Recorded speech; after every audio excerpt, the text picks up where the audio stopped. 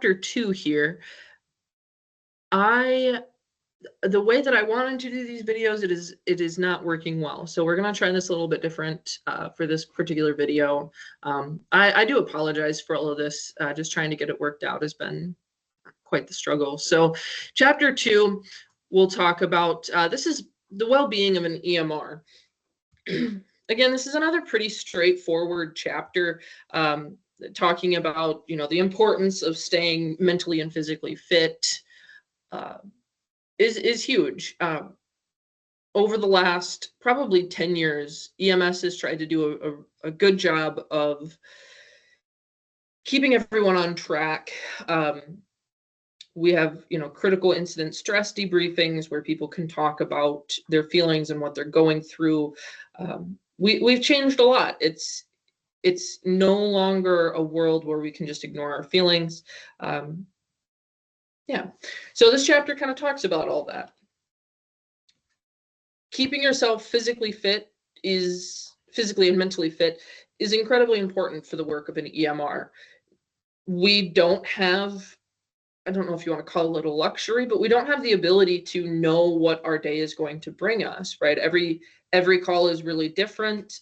Even if it's to the same house for the same thing, there's different factors like weather or what happened might be a little bit different, things like that, or maybe for whatever reason your equipment wasn't working as well as it should have that day. So things are always just a little bit different from one call to the next. So because of that, we need to be ready for anything. You never know when disaster is going to strike.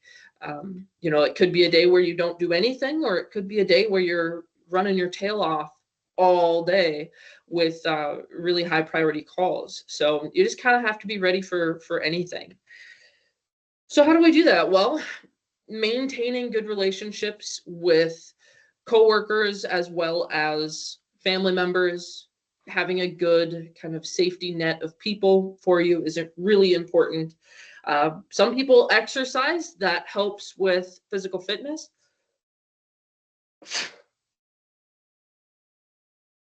Oh, excuse me. Physical fitness as well as mental fitness. A lot of people say that, exercising can help clear your head a little bit. And exercise can be whatever exercise is for you, whether that's going for long walks, or maybe it's participating in weightlifting competitions and everything in between, right? Just being active.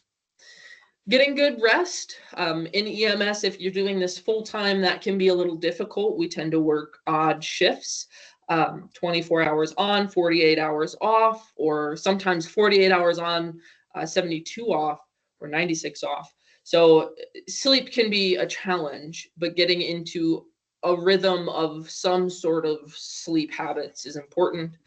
Eating right is also something that in EMS we find rather difficult. When you go out for a call at 2 o'clock in the morning, oftentimes the only thing open is Quick Trip. And while Quick Trip does have some good healthy options, they've got a lot more unhealthy, tasty options. So we need to make sure that we're watching ourselves and not having a diet that completely consists of donuts and roller bites, even though it is tempting. Limiting alcohol and caffeine intake. Again, this is something we tend to be rather horrible at in EMS, especially EMS in Wisconsin. Oftentimes after a long shift, what you want to do is go home and, drink a little bit of alcohol in whatever form you prefer. And it's really not the best way to deal with the stress of work. So there are a lot of people in EMS that have problems with alcoholism. It is incredibly real. The state of Wisconsin in general has kind of an alcohol problem as well. So we just need to make sure that we're being mindful. Not that you have to completely cut out all of your favorite beverages, right? But you just need to watch it. Same thing with caffeine. As I sit here drinking a Celsius, I think these have like 200 milligrams of caffeine in them, something like that anyways, which is a fairly unhealthy amount of caffeine, I will say. But when you do have to go to those calls at 2 o'clock in the morning, or maybe you're having to drive to Madison for a transfer, or maybe you've been to Madison 3 times in that shift, sometimes you need a little bit of a boost. Big thing is to make sure that you're not overdoing it.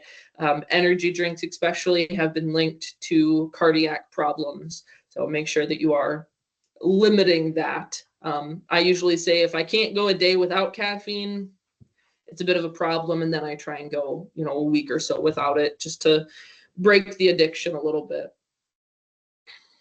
Seeing your physician regularly and keeping up to date on vaccines is incredibly important as well. Now, I know through recent years with COVID and the COVID vaccines getting highly politicized, there's been a little bit of pushback in the EMS world and medical field in general as far as getting vaccines and which vaccines to get and which ones are safe, so on and so forth. Without getting political in this class, I try not to voice political opinions in this class.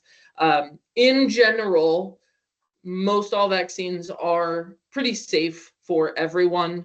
And it's also really important for us as EMS providers who have a higher likelihood of getting exposed to things like hepatitis, things like, measles, mumps, whatever. Those things are things that we do see every once in a while. You never know what you're going to come across. So getting those vaccines are highly recommended. Personal protection. This is a big, big thing.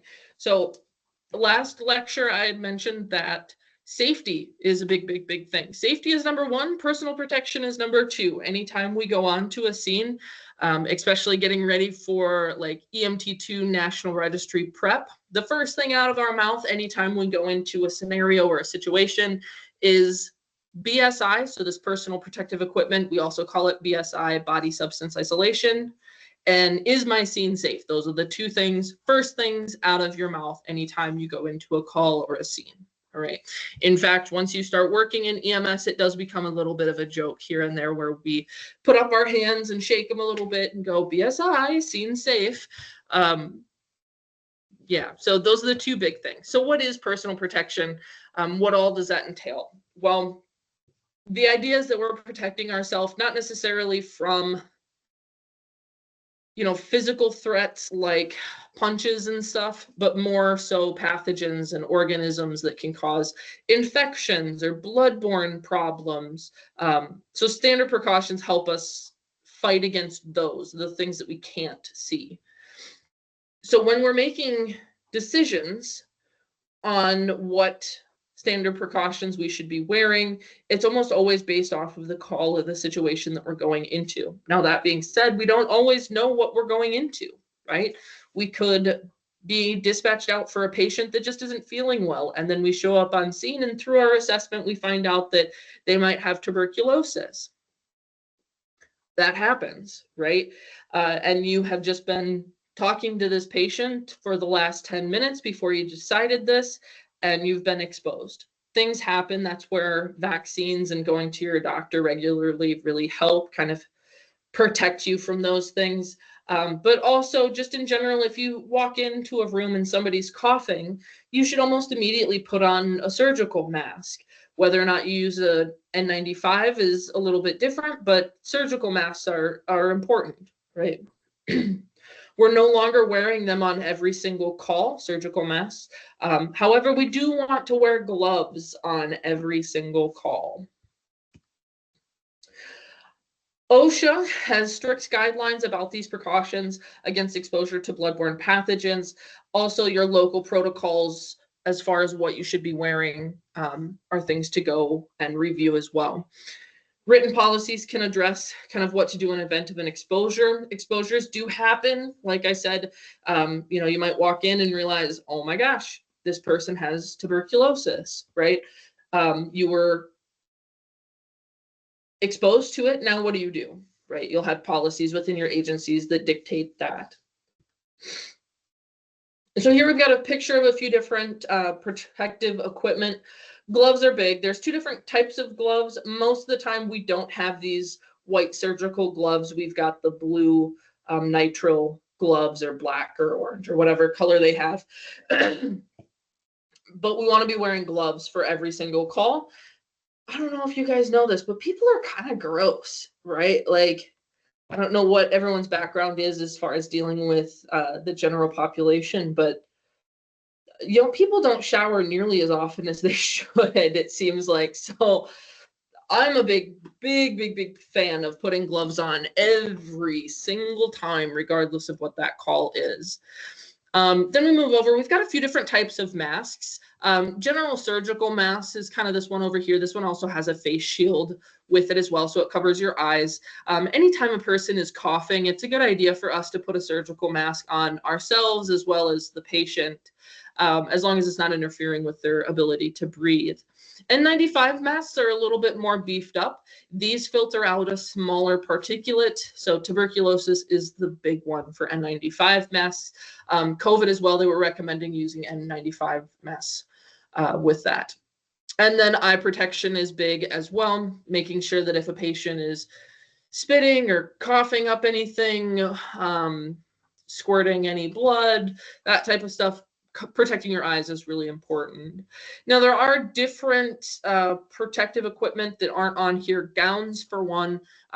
In EMS, we don't often wear gowns if we're able to in situations like childbirth or scabies, MRSA, those types of things. It is recommended, but again, oftentimes we don't get the warning needed to put on a gown. When taking off your gloves, there is a specific way that you should be doing that. Imagine, if you will, putting on a pair of gloves and then having them covered in feces, right? You don't want that feces on your hands. So the way that you take off your gloves is very specific and very methodical to make sure that you don't get any contaminants on yourself. So with glove hands, you're going to pull kind of from the palm of one and then flip the glove inside out, and then the other one, you're going to reach a finger inside the cuff, fold that one inside out over the other one, and then that way you've got kind of a bundle of gloves that you can throw away with all of the contents kept inside. You should be washing your hands after every single call, before every single call, every time you come out of the bathroom. Just wash your hands quite a lot. It's considered, it is one of the best ways to prevent sicknesses. Just wash your hands with soap and water. Alcohol-based cleaners are considered effective, but soap and water is the standard. So this is one of our skills that we'll be doing in class. I have to teach you guys how to wash your hands. Hopefully you all have a general idea on how to do that. But yes, wash our hands. Make sure that if you are wearing things like rings or watches, or if you have like fake nails, that you're cleaning around those appropriately. Hand sanitizer is available to us on the ambulances, so we do tend to use this quite a lot as well. Big thing is to make sure that we are washing our hands when we're able to. So with masks, again, we've got those N95 masks or HEPA respirators that we're using for tuberculosis. This is another respirator type mask.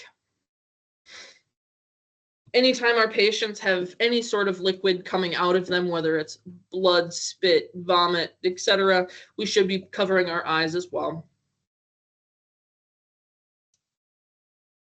And then those gowns, childbirth is the big one, or if they've got any blood spewing out of them, gowns is recommended. But again, oftentimes we don't have the benefit of knowing that before we get on scene. Diseases of concern. So we're going to go through several different diseases. I will highlight the ones that are most likely to show up on your exams, national and for this class. So hepatitis is always a big topic in EMS. Getting stuck with needles or coming across hepatitis is a big one. This is one where we do strongly recommend that you get your hepatitis vaccines. The vaccine has been around for a long time. They know it's safe in most situations. So if you don't have it, strongly recommend getting it. Hepatitis B does kill hundreds of people in healthcare every year. Before that vaccine was available, now that number is significantly less. There's not a vaccine for hepatitis C, but it does pose that same risk. Tuberculosis is the big one, the hot topic in a lot of National Registry questions. Big thing to remember is if there's Signs and symptoms of tuberculosis, N95. N95 mask is usually the answer. Tuberculosis affects the lungs. It's highly contagious. Oftentimes patients are coughing up blood with tuberculosis. Thankfully, we haven't seen this in our area for quite a while, so thankfully. AIDS, so this is split into HIV and AIDS. HIV attacks the immune system, leaving the patient unable to fight off infection. And then AIDS is a set of conditions that results when that immune system has been attacked by HIV. So HIV comes first, and then AIDS.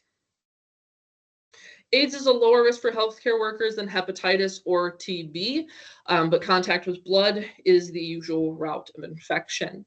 So Prairie du Chine's claim to fame, we had the first healthcare worker contract AIDS from a patient here in town.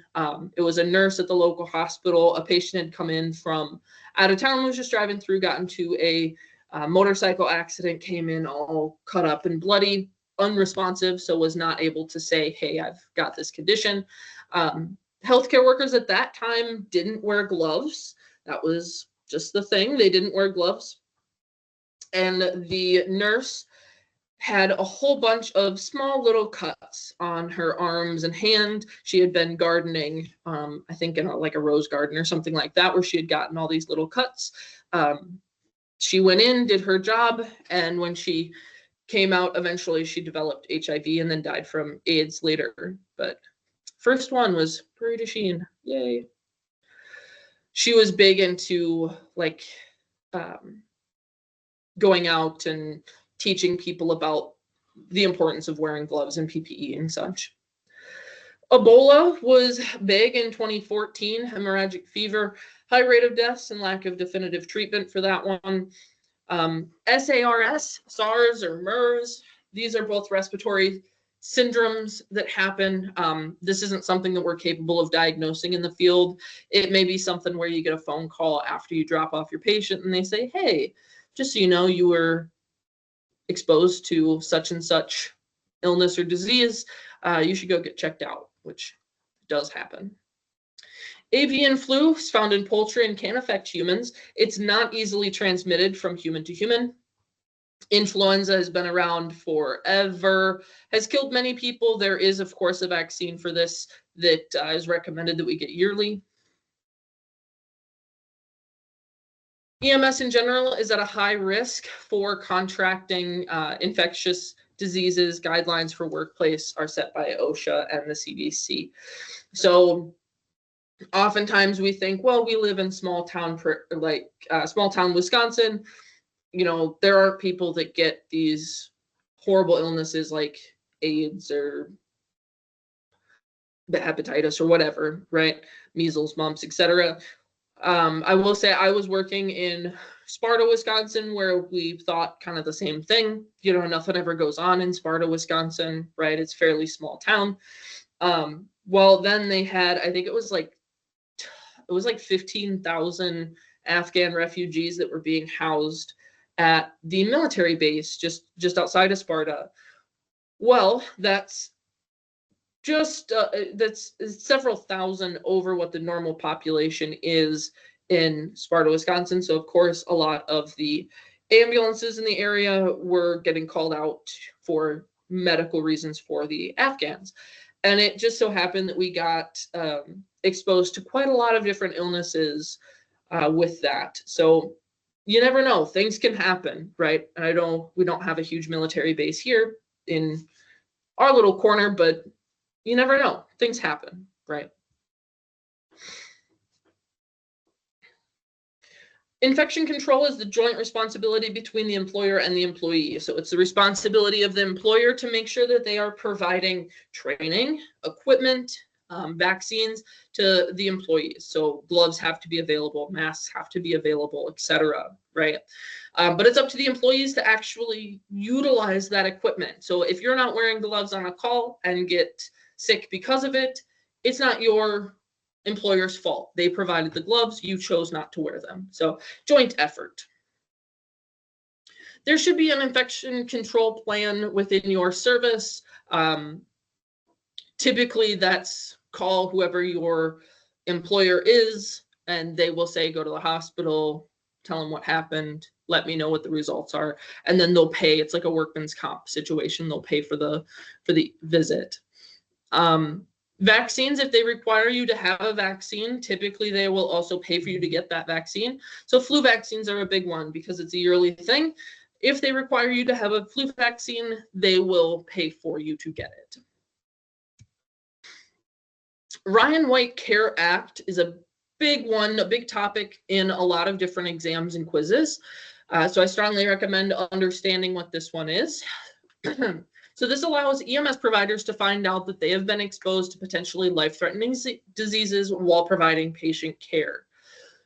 So oftentimes we don't know what's going on with the patient when we go and pick them up and provide care, right? We don't have the ability to run a whole bunch of tests on that patient, right? We treat them for whatever it is. Typically, it's probably a respiratory issue. And then usually we'll get a call from the state, maybe a day or two later, that says, hey, I can't tell you which patient, but you were exposed to a patient that has measles. We recommend that you go and get tested, make sure that you're updated on your vaccines, those types of things, right? That's all because of the Ryan White CARE Act.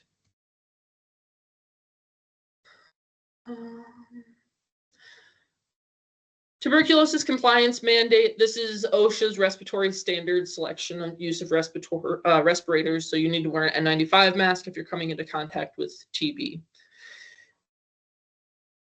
EMS is a higher likelihood of contracting things like hepatitis B and tuberculosis. So make sure that you are getting vaccinated, you're getting your tests.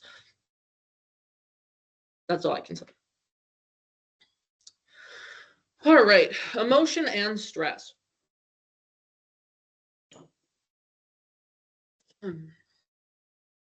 So stress is inevitable in our profession.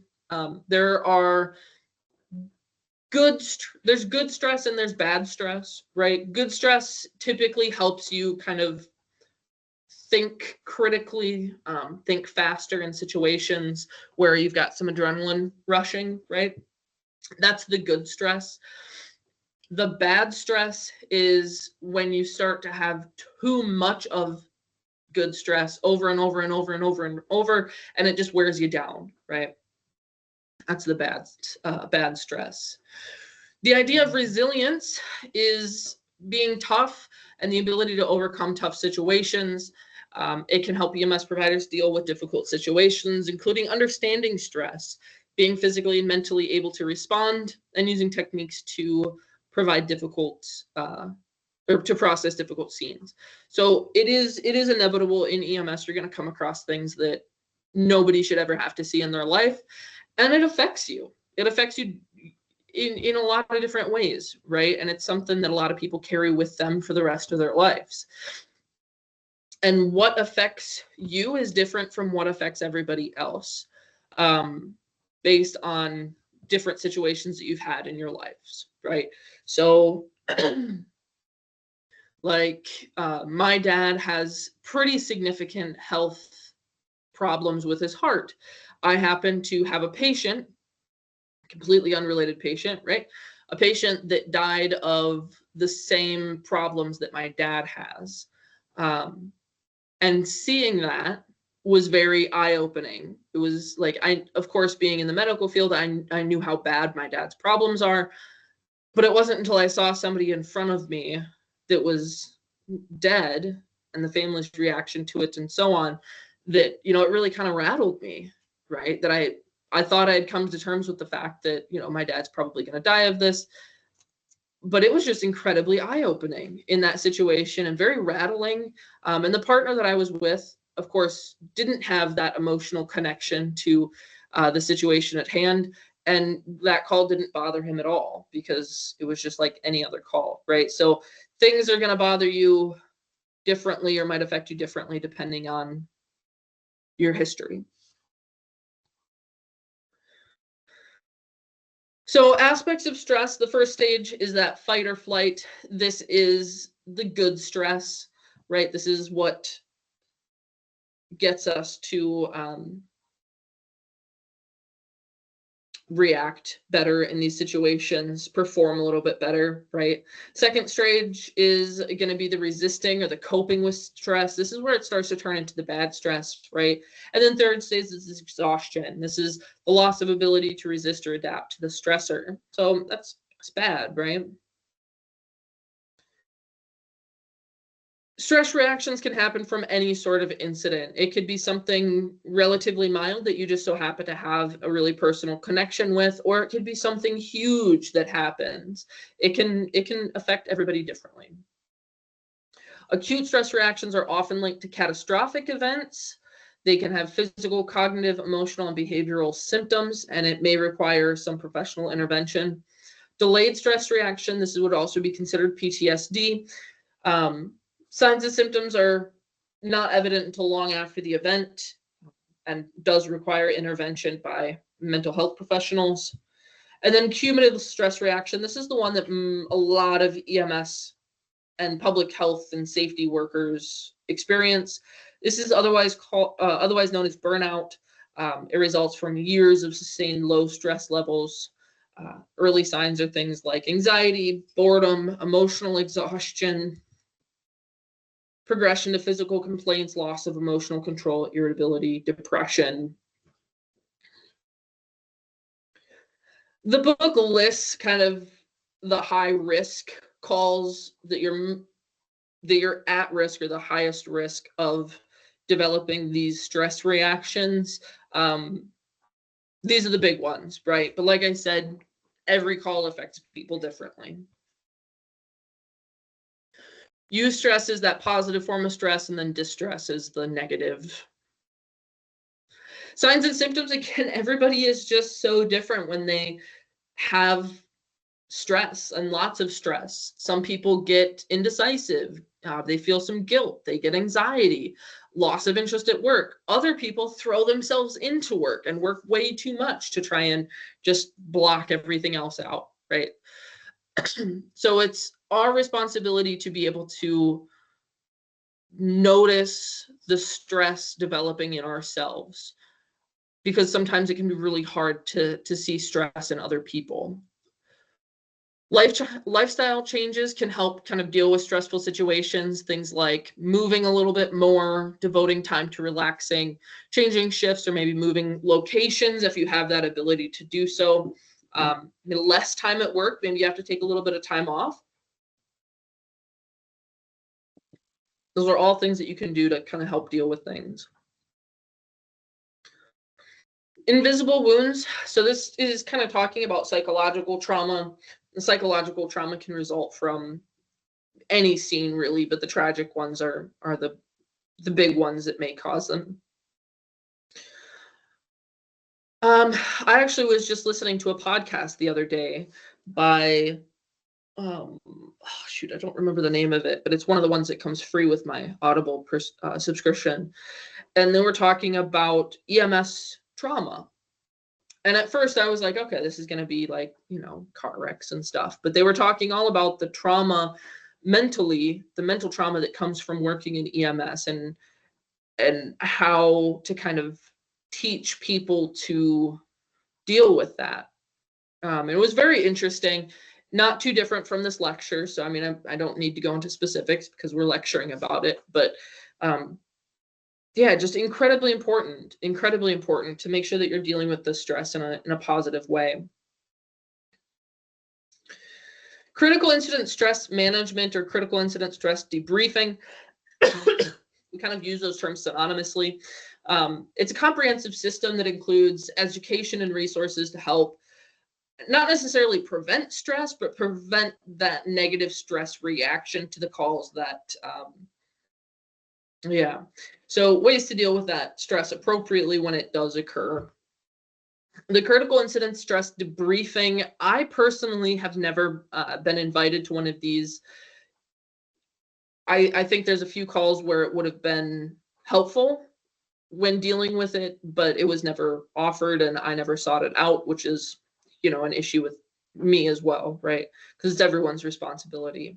But critical incident stress debriefing is a meeting that's held usually within 24 to 72 hours after a major incident that happens. It invites everybody that was involved in the call. So EMS, fire, law enforcement, coroners, dispatchers, tow truck workers, everybody that had a hand in that call gets invited. And it's completely up to you whether or not you show up.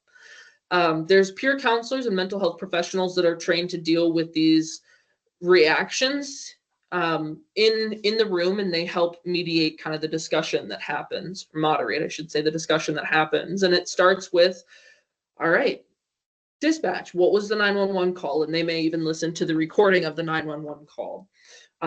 And then it goes to getting to the scene. Were there any issues getting to the scene? Was it something where, you know, it was really horrible weather and you weren't able to get there fast enough and that resulted in a negative outcome for the patient?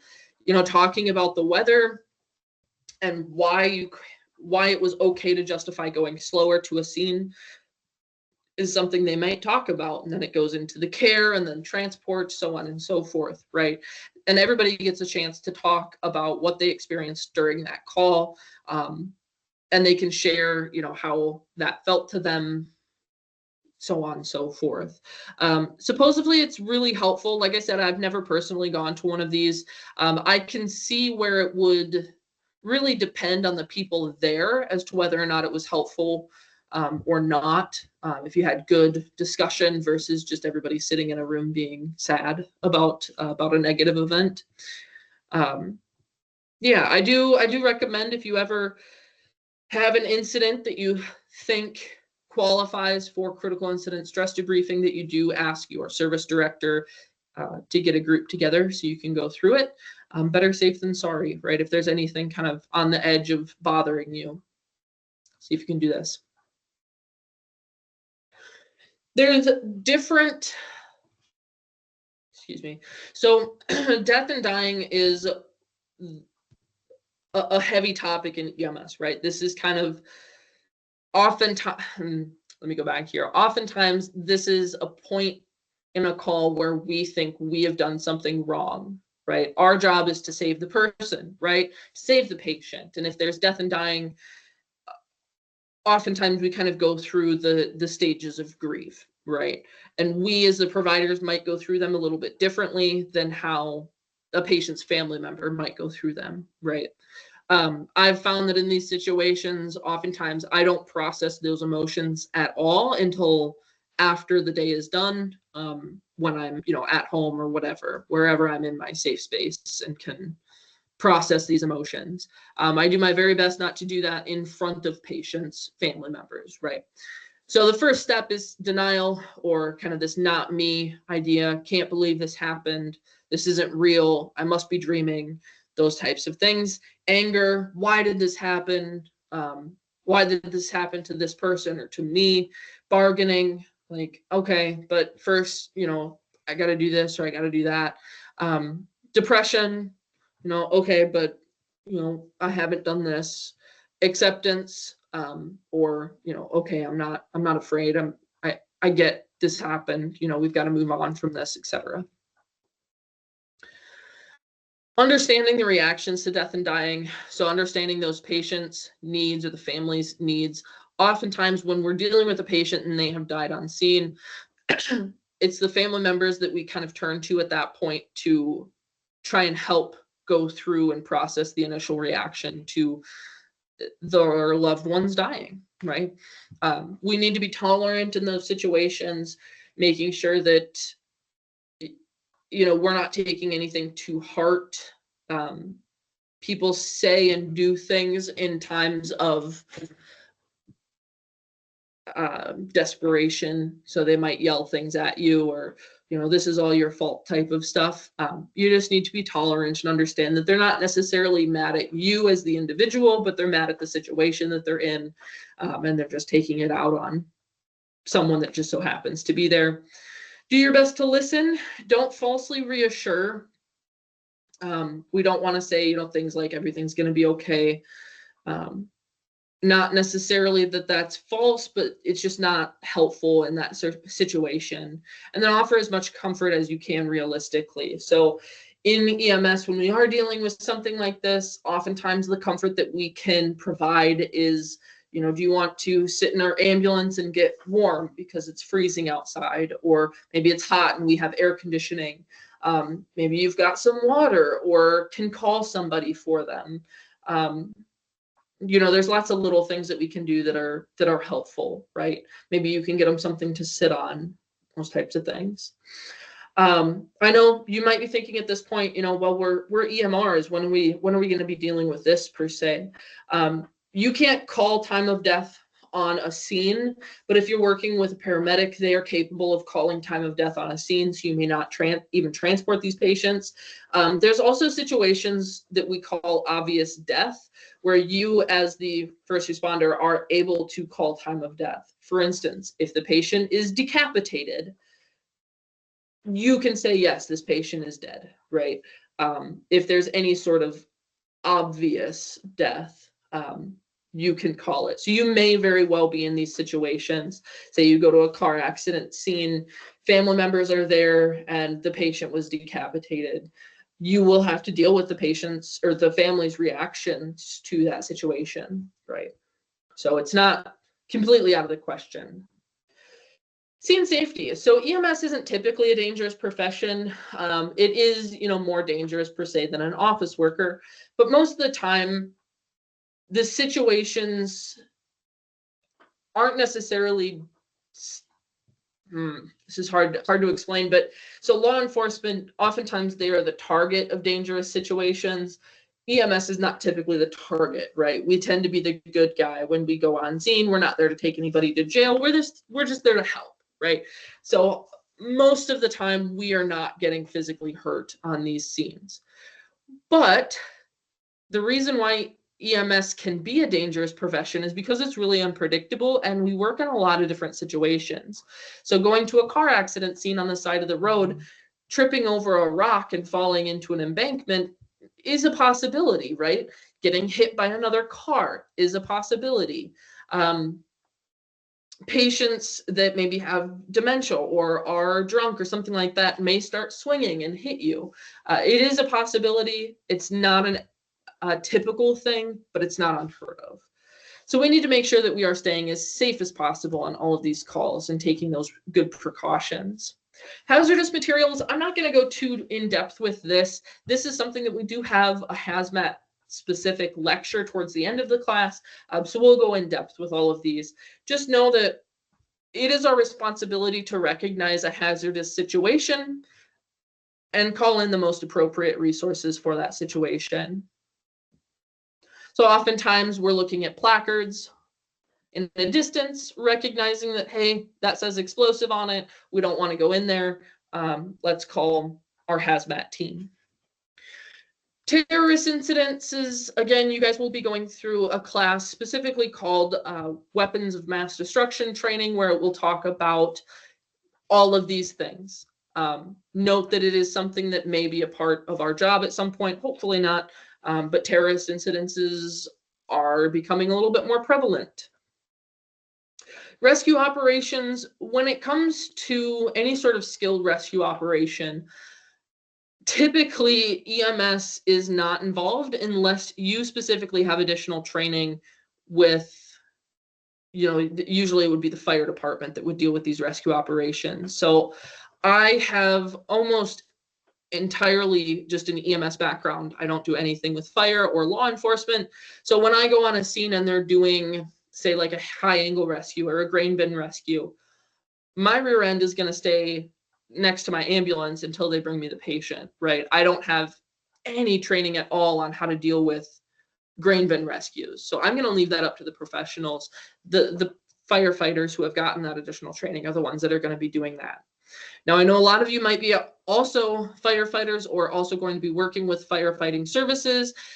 They may give you this additional training. That's awesome. I strongly recommend that you take that opportunity to learn. I just have never been given that opportunity. The realities of well-being. In some situations, you may have to make calculated decisions between helping or keeping yourself safe. Know that you should keep yourself safe. That is the number one priority in these situations. In violent situations, we want to make sure that we are in fact wearing, safe clothing, making sure that our equipment isn't super cumbersome, and if it is, we're dropping it. If we should always be carrying our portable radio with us when needed, deciding on those safety rules as well.